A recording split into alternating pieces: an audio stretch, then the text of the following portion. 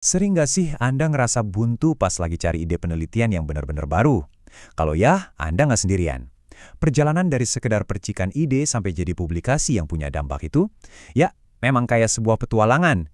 Nah, hari ini kita bakal bedah peta perjalanannya bareng-bareng, langkah demi langkah.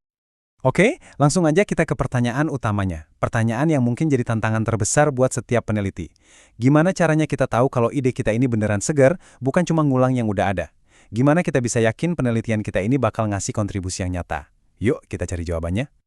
Ini dia agenda kita, semacam roadmap buat petualangan riset kali ini. Kita mulai dari memahami peta yang udah ada, terus kita cari wilayah kosong di dalamnya. Setelah itu, kita tancapkan bendera penemuan kita di sana, lalu kita pelajari cara praktis buat nemuin celah-celah itu, dan terakhir, kita pilih rumah terbaik untuk hasil penelitian kita. Oke, perhentian pertama kita state of the art. Gini, sebelum kita bisa nemuin sesuatu yang baru, kita itu wajib banget paham dulu secara mendalam apa aja sih yang udah diketahui dan ditemukan di bidang kita. Jadi, apa itu state of the art? Atau yang sering disingkat SOTA?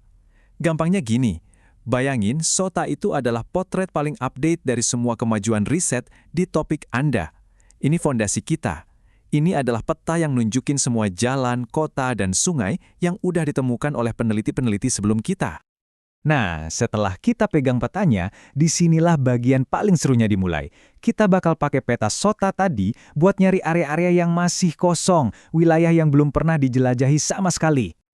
Nah, area kosong inilah yang disebut celah penelitian atau research gap. Dan ini adalah kesempatan emas Anda. Bisa jadi ini pertanyaan yang belum terjawab, masalah yang belum terpecahkan, atau ibaratnya potongan puzzle yang hilang, dan penelitian Anda yang bisa ngisi kekosongan itu. Dan yang seru, celah penelitian ini ternyata bentuknya macam-macam loh.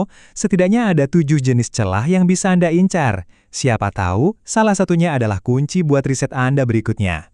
Yuk kita bedah satu-satu. Pertama yang paling dasar, knowledge gap.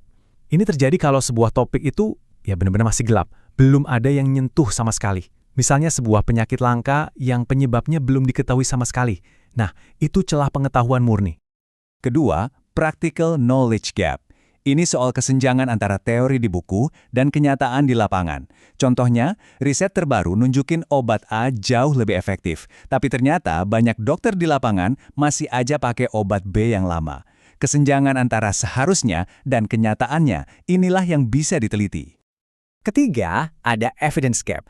Celah ini muncul kalau hasil-hasil riset itu saling bertentangan. Satu studi bilang kopi itu bagus buat jantung, studi lain bilang sebaliknya. Nah, karena buktinya nggak konsisten, ini jadi celah yang butuh penelitian lebih lanjut buat nemuin jawaban pastinya. Lanjut, ada empirical gap.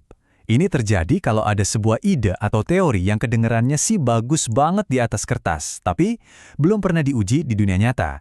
Contohnya, ada metode ngajar baru yang secara teori katanya revolusioner, tapi belum pernah sekalipun dicoba di kelas beneran. Kelima, methodological gap. Kalau yang ini, fokusnya bukan di apa yang diteliti, tapi gimana cara nelitinya. Mungkin aja alat ukur yang kita pakai selama ini udah ketinggalan zaman atau nggak akurat lagi.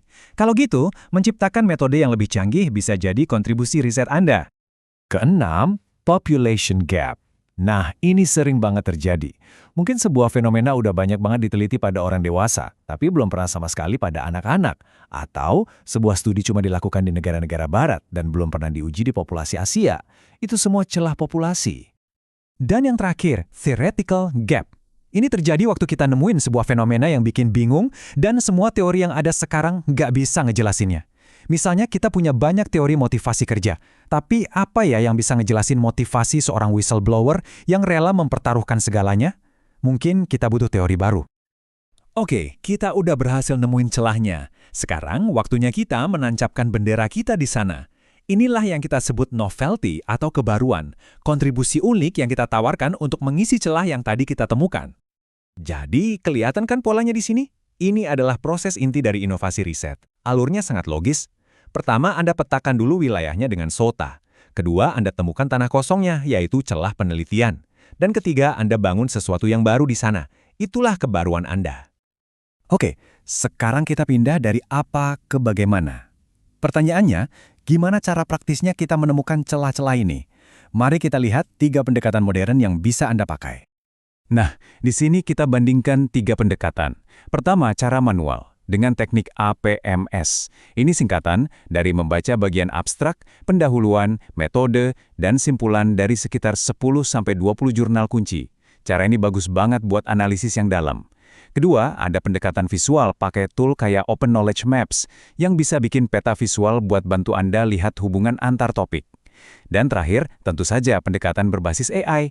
Pakai platform kayak Typeset atau SciSpace, Anda bisa menganalisis ribuan artikel dan dapat SOTA plus celah penelitiannya cuma dalam hitungan menit. Oke, akhirnya penelitian Anda rampung, kebaruannya jelas. Langkah terakhir adalah menemukan rumah yang tepat untuk mempublikasikannya. Yuk kita bahas cara menilai kualitas sebuah jurnal. Biasanya, ada 2 metrik utama yang sering jadi acuan. Pertama, impact factor. Ini ngukur seberapa sering sih artikel di jurnal itu dikutip orang. Makin tinggi angkanya, makin besar pengaruhnya.